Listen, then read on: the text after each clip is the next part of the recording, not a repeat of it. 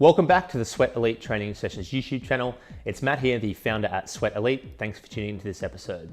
This episode is a training day of an Olympic champion. Gwen Jorgensen was the 2016 Olympic champion in triathlon, and such an honor to join her for a full training day leading into a few key races where she's trying to qualify for the Olympic Games in 2024. This training day included everything: a swim, a ride, and a run. And yeah, like I said, what an honor to join an Olympic champion in Gwen Jorgensen, who is attempting to make another Olympic team this year after having a couple of children between the 2016 Olympics and this year. This video is also sponsored by Ketone IQ, one of the fastest growing nutrition companies in the world. And there are so many professional athletes taking advantage of exogenous ketones these days in training and in racing. Ketone IQ is one of the leaders in the space of exogenous ketones.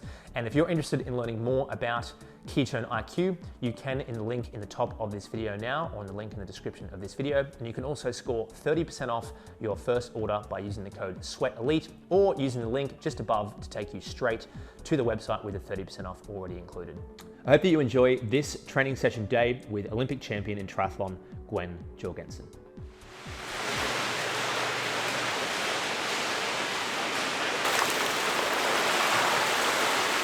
like 130 base for everything? Sure. Yeah, it works. Okay. So 400, 2 threes. This one's So a negative split. three Leave on twos. 130, right? Right. Okay. So 400 would be on 5 6 minutes. 6 minutes.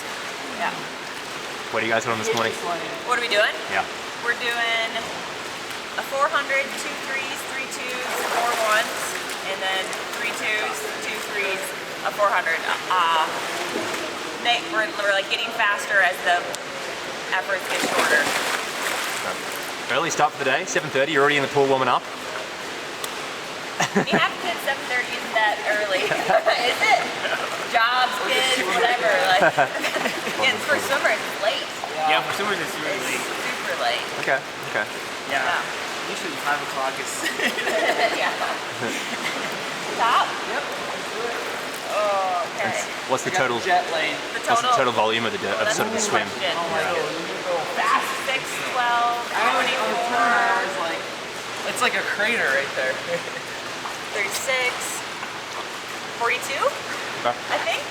Anybody else do math? I did not. I don't do... Conrad's watch will do the math by the end. At the end I'll tell you. Yeah. All right, check it out. All right.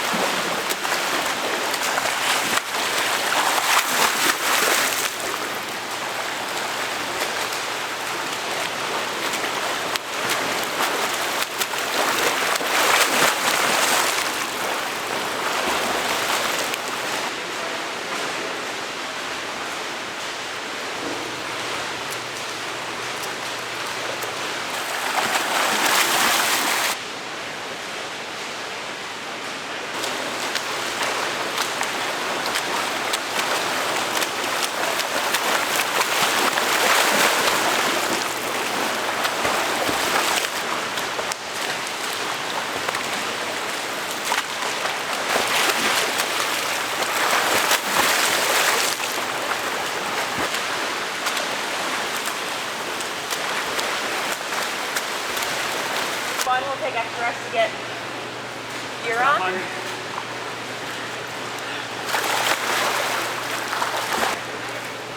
Any jet lag, Gwen? I keep waiting for like the jet lag and the fatigue to sit in, or like to come. How many hours are you? How many days are you back from France? I got back late Sunday, like 9, 10 p.m. on Sunday, and today's Wednesday. Morning. But I got like no sleep post-race, and I think a really good strategy to overcoming jet lag is no sleep for 24 hours, because then whenever you sleep, you just, yes, then you just crash. So, Great. you know, probably not ideal, but that's what happened. It's always good when you're drinking water. When you come to one of the practices, and you eat half a pie of humble pie. It's just like, oh my god. You're swimming good.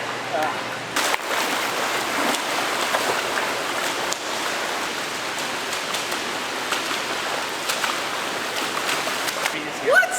Are you serious? Were you straight back into training after the Sunday long travel? I just mixed that too. Like, How were the last couple of Jamie's days? had me go a little bit easier, so like I haven't really done any hard efforts since then. So like even today is bigger base, but nothing fast. I feel ready to go hard and fast, but I have a long time until my next race, and so I think it's good to just take a couple days easy. It's Yokohama. What's that? Yokohama? Yokohama, yes. So we correct. have, I guess, about 5 weeks? I think it was like 6 weeks between, so yeah, like 5.5. Nice. Yeah. Okay. So I guess the next sort of 4 weeks is pretty heavy work to get ready for that. Yes, it'll be me just begging to go race. Awesome. Sounds good.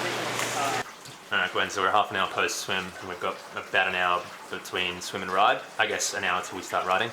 What's nutrition look like now? And I guess we also didn't cover before the swim. Before the swim I had what I normally have, which is a bowl of oatmeal with banana, peanut butter, and then I feel like I'm having lunch right now, but it's only 9 a.m. So yeah, I'm just having leftovers from last night, which was a quinoa salad that Pat made with a bunch of vegetables, olives, feta, pine nuts, avocado, and then some bread. This is like a naan bread. It's just super yummy. Are you doing any sort of carbohydrate counting, calorie counting, or is it just purely based on gut feeling? Oh no, it's leaking in the butter. I don't count any calories ever. Okay. So yeah, it's just based on when I'm hungry, and I guess the only thing that I like count or measure is my hydration for workouts. So like I know how many calories I'm getting during workouts just to make sure I'm fueled for workouts. And what does that look like today between, like, is the swim different to the bike, different to the run, or? Yeah, so today I brought, oh boy, I don't actually know how many calories it is, but I did like 2 scoops of a high carb, Scratch high carb, and then a scoop of hydration. And I probably only drank like a fourth of it today because the swim was pretty chill. And then I'll make similar, except 1 additional scoop of high carb for the bike today because it's a little bit longer. And then bring some bars and bananas and whatever else we have in the house. Nice. So it seems like the amount of sort of carbs per hour is a little bit loose on a day like this, or is it something that you're thinking about? Like, I guess some athletes are like, they're aiming for 60 to 80 grams of carbs an hour in the ride. Is there any sort of focus on that, or is it just based on how you feel? I definitely base it off of that, but I don't know the carbs because like at the beginning of the season, I go through with my nutritionist, like if the ride is this long, how many scoops do I need? If the Gotcha. swim is this long, how many scoops do I need? So I kind of know what I need, depending on the intensity and the length of, more so the length than the intensity a lot of times. Like sometimes I could have a, like a 2K swim, but it takes 2 hours. Like I'm obviously gonna need more fuel because it takes longer. So yeah. Yeah, keep it pretty simple. Yeah. Okay, so we've got a ride coming up in about 10 minutes. Yes, and I think the snack drawer is overfilled. It can't find the things I want, but lots of good treats in there. Not sponsored, but these are kind of my 2 go-to Nice. ones for rides. Yeah. Pat, what are you gonna take? I'm taking these new, I bought these yesterday at Costco. I'm scared to try This is them. an apple pecan mini loaf. Okay. So the only problem with putting this in your pocket, It's gonna get smushed. this is quite soft. But, if you think about it, it's got 31 grams of carbs, 19 grams of sugar, and it's 310 calories. So like, Is that enough for a 3-hour ride? well no, I'm gonna have a couple of them. But Okay. so this is an apple pecan mini Yeah. loaf. I thought this was really interesting. This is banana walnut. And this one's Laura 30, just 30 makes- less calories. Laura, our au pair, makes really good banana bread. So I'm like, why did you buy banana bread when we have one of the world's best banana bread makers in the house? I don't know. Fluids on the ride? Taking. Yep. Yeah, what are you gonna What's the have? plan? We'll show them the other drawer. This is like this is like the race fuel drawer. Okay. So I did, for my ride, I did the high carb and hydration. And 1 bottle and water in another. But it's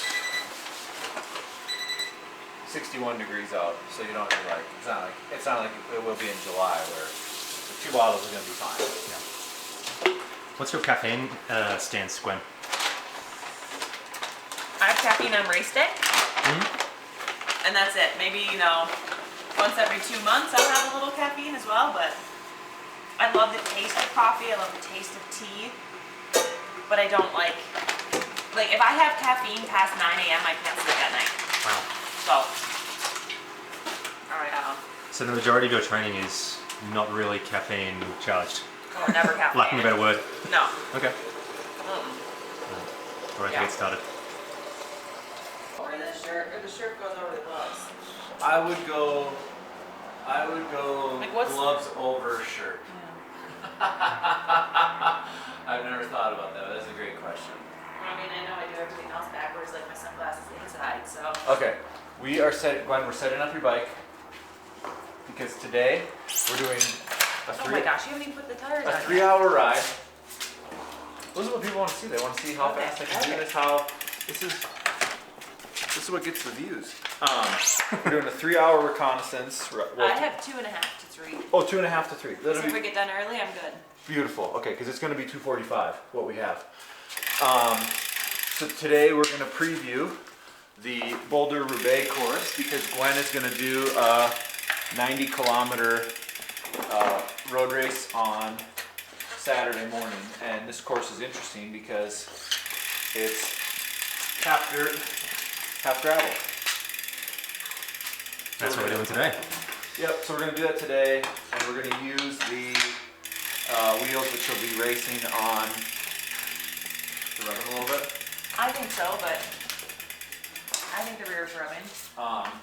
We're using the wheels that she'll race on. What's that noise? Yeah, let your brake rubbing a little bit. These are the wheels that she'll race on Saturday.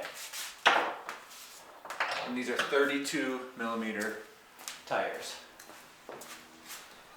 And she'll probably run them on race day at roughly, we'll call it 50 PSI. Okay. Just super low. What are they today? We got 50 PSI.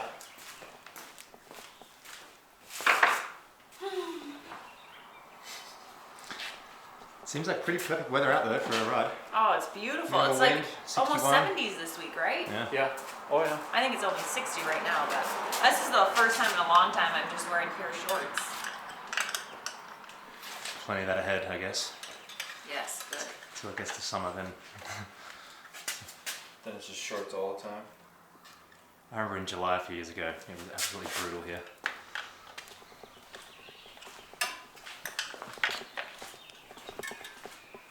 It's almost like it's rubbing here. Oh, Right here, it's rubbing. Why? where? This. Oh shoot. What? Oh, these tires are gonna be too. Yeah, the tires aren't gonna work. Good catch, Gwen. These tires are too big. Can you grab the rear caliper for me as hard as you can? No, rear brake. Grab the rear brake. Why'd that fall off? I don't know. Okay, let go of the brake. So what are we gonna do? Put the other wheels on. Yeah. We're gonna use 30 mil tires.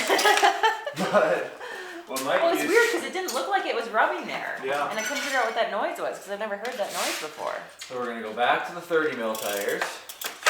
So are these my training wheels though? These are your training wheels. But they'll be the same. Yep. So we're gonna go that in the front too then, or we're gonna do 2 different tires because the front won't rub. The front won't rub. I might keep the big one on. But I don't know. What do you think? Yeah, that's. I have.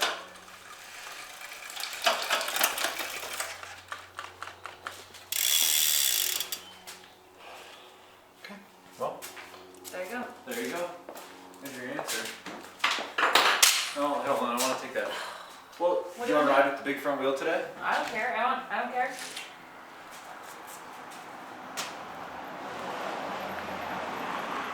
You just think it won't look good in photos. I'm thinking that's why you don't want me to. Right. Matt, do you care how it looks? Do your followers care how it looks? I don't think they do now. All right. Let's do it. Let's try it. Okay. Let's give it a rip. Okay.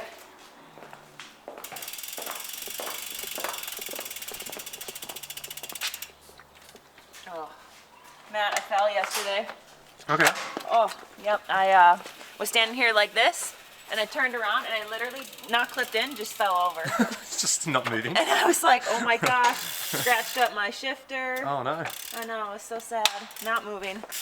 So maybe I am more jet lagged than I think if I just fall over standing. Where's the start? We'll go over all that. Okay, ready? Let's go. I'm ready. 12 minutes late, but that's okay. I got a bonus 15 minutes back when I knew your only ride only had to be 2.5.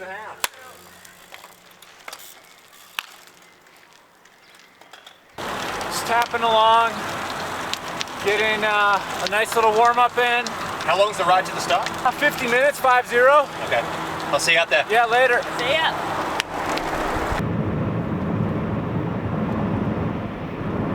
Look at how wet it is. I'm Let's using go a nature bathroom. break. I'm gonna keep going. We're pre-riding. So this is your, this is what you're getting ready for. That's what we're getting ready for. In 3 days, basically exactly. Yeah? Yeah. Oh, Pat's taking forever to catch up. We're doing one full lap, but the start finish is up here. So that hill right there, Yeah? that's the final little hill. Yeah. And then you've got this like 600 or 800 meters to the finish. Roads are not very smooth. But we've had a ton of weather, like rain. And so this is actually the worst condition I've ever seen these roads as far as like how bumpy they are. So, Gwen, I heard a rumor you're not a fan of North Boulder. It's my least favorite part of Boulder. Oh yeah, why's that? Just because of the bumpy roads, or? Well, I definitely get in some moods by bumpy roads. Okay. But I don't know, I just don't ever get a good feeling, good vibe when I'm here. Yeah. I don't know why, it's beautiful. But this road run, it's amazing. when we moved here, Pat wanted to buy in North Boulder. A realtor was pushing us to North Boulder. And I was just like, absolutely not. Just had a feeling. Finish it up. Like right now. Like 42s, Yeah. like actual cross tires. Like this, when you come over that little crest right there, Yeah? this is the finish. Yeah. The map didn't upload. Okay, so can I talk right now, Yeah. Matt? Okay. Big development, because the first bit of gravel that we've ridden is the worst condition I've ever seen it in. But if you turn around 180 degrees, that's the grader and the other flattening machine. So today's Wednesday, the race is Saturday. It's going to be like pristine conditions out. So this road right here, I assume, will be quite challenging once we turn on it, because the gravel's still going to be quite soft, but it's going to be smooth now. I don't know why my route. So guys, so that's the course. So what we have here, what we're doing is a 30K loop, almost exactly 30K, and then it's going to be primarily heading north-south, and it's like 50-50 on gravel. So all these roads are, it's undulating. It's not hilly. It's not flat either. But like this way coming up, we're going to have a pretty hard little false flat. We'll do some little climbing. We'll do some descending. We've got some little lefts, some quick rights. Do you have the? Did you get the course map? It's sinking. Oh, it's sorry. okay. So, and you saw it took 18 minutes to get here? No, I haven't done that yet. So that's what we'll have in store. And then on Saturday, you can anticipate that it will be, it's where they're calling for wind, and it's always windy out here, as you know, Matt. I do. And Done a the few weird runs out thing here. about being out here is that the weather can be super different. So you can be on the southernmost part of the course. It can be calm, like it is right here. And then we might go to, I've been in the north part where it can be insanely windy. So you have all these little microclimates within the course that can really change the conditions. So I think this race is great for triathlon and Gwen, because you have to think and engage the entire time. This isn't an exercise in just exercising. This is an exercise in really working your mind and to always be cognizant of the conditions, because the gravel will change, the wind will change, the dynamic in the race will change. So yeah. We can go. It's not gonna sink. All right, let's go. You know it though. Yeah, I know, of course. Yeah.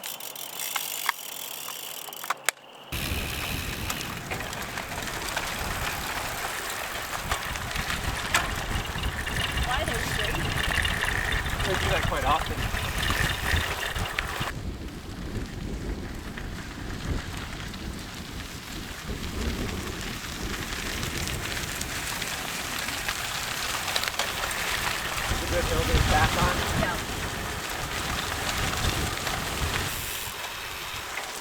Glenn, remember Glenn? Yeah. Like,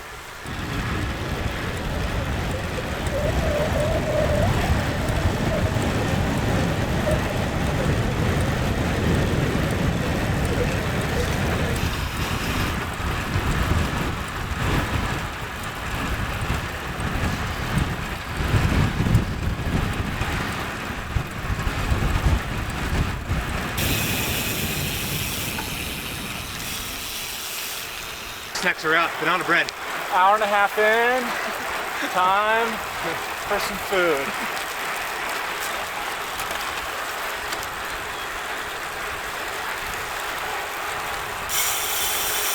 One bite, everybody knows the rules. Oh dude, this thing's good.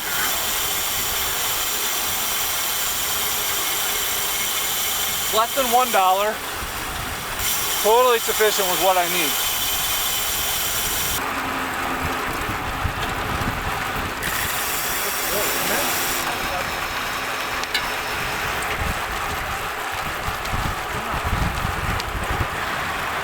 What do you think of the loop, Matt?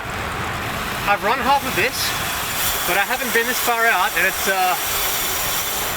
absolutely stunning. I mean, on a day like this, couldn't Pretty get much better. delightful. This is the final hill. I'd say we're like 3 or 4K out from the finish. And this is a hard little hill. This point is okay. This is at the bottom of that hill.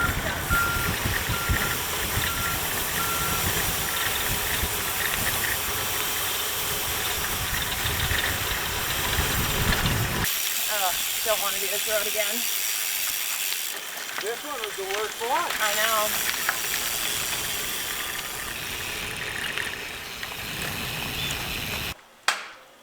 Done. We're done. 2 hours. 45.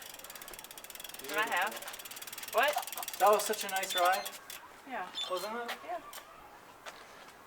Any stops? Yeah, that one just you saw. Not as many To as see with if my maps. computer was gonna load the route. Nice. But yeah. Okay. And you'll do a run after this? You'll take a little bit of a break and Yeah, and then 12K run. Okay. Just easy today. Just easy but undulating, so Okay. I don't get to just do my favorite route, but that's okay. Okay. Did you take any nutrition between the end of this ride and the run? Yeah. Yep. Don't know what yet though. See what you feel like. Yeah.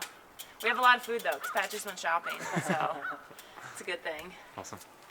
So Gwen, I want to ask you about recovery Yes. in general. So what do you think? I mean, people are talking about sleep and nutrition being 99% of the game. Other people are talking about devices. What's your take on the whole recovery game? I think the most important thing for recovery is sleep. It's cheap, it's free, and I think it works the best. Obviously, there's like reasons you can't get sleep, like last year when I had a newborn. So some things are like out of your control, but I think that is definitely the easiest way to recover. And then I also like right now, my back, like after rides and picking up George, I always have to roll out with roll recovery. That helps me with recovery. It's easy to do from home whenever. What else? Food, nutrition I think is huge. And then as well, we have a sauna that I use a lot for recovery, a Sisu sauna. So those are kind of the things I do. Is there anything else I'm missing, honey?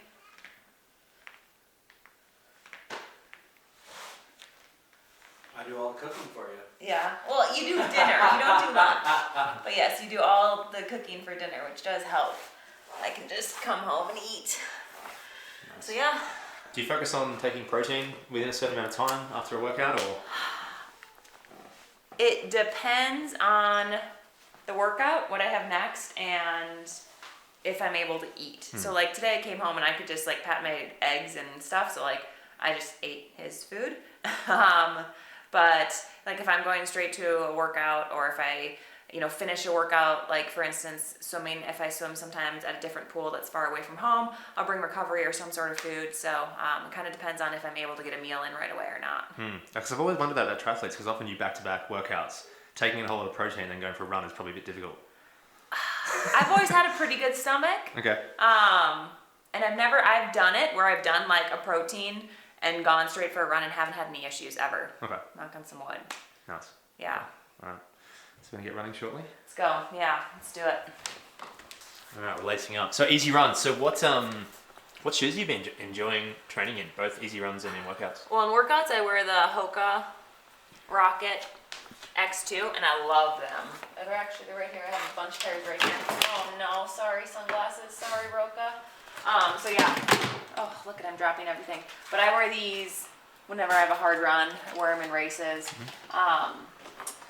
And then for training, I've been wearing, what are these? The Invincible or the, do you know what these are called? They're the Invincible, probably the 2 or the 3. These are 3. I actually need a new pair. I was thinking about switching over, but I think I'm gonna get a week or 2 more out of them. Yeah, so I'd kind of wear these for my everyday run, and I guess for me, my biggest thing is, so the Hokas have a pretty low drop, is that what it's called? Yep. And like just with Achilles injuries, sometimes I get a little nervous training every day in a low drop shoes. And so these have I think these are like, oh boy, I don't know. I'm gonna guess 8. I actually have no idea. I think it's pretty reasonable though, because I have worn them before. Yeah. And so like, I just know like for everyday shoe, like especially having had Achilles injuries, that's kind of the thing that I'm always looking for, is making sure that I don't have too aggressive of a heel drop every single day. Yep. But, and I'm kind of like, I'm more like, okay, I haven't been injured in these shoes, so Yeah, same thing with the Hoka Rockets. Like if I haven't been injured, I might as well just keep wearing them until I find, like, it's hard for me to switch over to something new. So you wear the Hokas in racing? Racing, and Yep. then like, 1 time a week probably. Yeah. Okay. Awesome. Yeah. So we've got a 12K easy run, undulating. Yep. Any effort, pace, just cruise? No, I mean, I don't know if you noticed this morning as well, like, my coach Jamie is very, I don't know what the right word is, but like, Old school? not old school, but like he wants me to take more ownership of what's going on. So like in the pool today, things were like, he just had pace A, B, C, D, but didn't say what pace D is. I just knew that A was the slowest and D was the fastest. So it's like whatever you kind of feel. So for our easy run, I just start running in whatever pace it is. I think it's very different than when I was like running on Bowerman, and it was like we were always probably going, 7:30 or faster pace. And now I rarely go that fast unless I'm doing a tempo run or a workout. So I'm more just however I feel. And I normally go pretty slow though. Okay, well let's see how slow. And then we'll go across like Digson Mesa Harbor Lake, so that'll be pretty. It'll be very pretty. Yeah. And there are And a then few have you done the trails on the opposite side of that? I don't think I have. No. Okay, so Gwen, we actually sort of spoke in the intro about running to effort, but I guess let's expand a little bit more on that. What's in your days of trying to race over the marathon and the 10K, there was a lot of sort of looking at times and splits and paces. Yes. It seems like you've sort of diverted back to how you were training leading up to winning gold at the Olympics and the triathlon. Yeah, I did my coach Jamie, I have to thank, for not being so fixated on outcomes or numbers, or like I remember when I joined Jamie, he was very much like, stop looking at the pace clock in the pool, don't look at your watch while running. It's about, well, in the pool at least, like doing correct form, and whatever that takes on whatever day is going to be different every day. Yeah.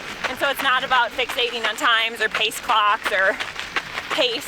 And then, yeah, when I was training for the marathon and running, I was so fixated on pace. That's the only metric I looked at.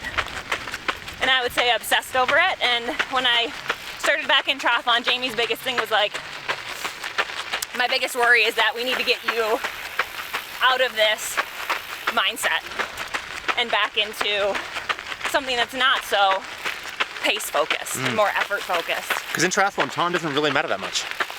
As in winning matters, right? That's correct, yeah. I mean, there's no like world record. Yep. And each course is different, and so I think that's why. Yep. And like different as in not only the course is different, but like it's not exactly 10K. So in triathlons, it only has to be, according to the rules, within 10% of 10K. So it can be shorter, it can be longer. Yeah, and it's all just, I think, yeah, times don't matter in triathlon. But I think if I were to go back to the marathon, which I do want to do another marathon, Good. I know I can go faster than 2:36. I know you can go much faster than that. So I would love to do that again someday and not focus so much on like hitting an exact pace in workouts, but more just basing it off of how I feel on that day. And so in workouts now, you're also running to sort of just intensities rather than paces? A lot You of sort of times, mentioned the A, B, C, D thing, yeah. yes. In my run workouts, a lot of times it's like race pace feel or tempo feel, which can be, I've noticed when I don't like look at my watch, it can vary by like 30 seconds per K depending on the day and how I'm feeling. So yeah, it's all based on just like I mean, Matt, you know this, like once you get in shape, you can go to a track and you can go a time, right? Like you could hit, you know how to hit a 70, 400, or you know what a 80 feels like. Like I feel like when you're in shape, you know what that feels like. And so it's all about just going after that feeling, even if the pace doesn't match on that day. Yep, Like you know what that pace feels like. exactly. Rounding off a 6.5 hour day of training, I guess. Is it? Something like that. 3, 4, 5. It's only 5.5. 5.5. Come on. Okay. This is like a big day. Like, yeah. I was about to ask, what's the sort of weekly, hourly volume, roughly? Oh boy. Depends a bit on when the races are and It stuff. really but- depends. I'd say like my biggest week ever, I think, was 27 hours. Okay. Yeah, you know, like last week I traveled and missed a whole day because of travel. I'd have to look, but you Yeah, know, yeah. like I sometimes I'm only doing 10 hours if I'm traveling and stuff. But Sure. Well, I appreciate you having me at the day, yeah, and all the best to you in Yokohama, thank you. and Yeah. obviously, hopefully, Paris. Hopefully, we'll see. Yeah, time to execute in Yokohama. Sounds good. Thanks.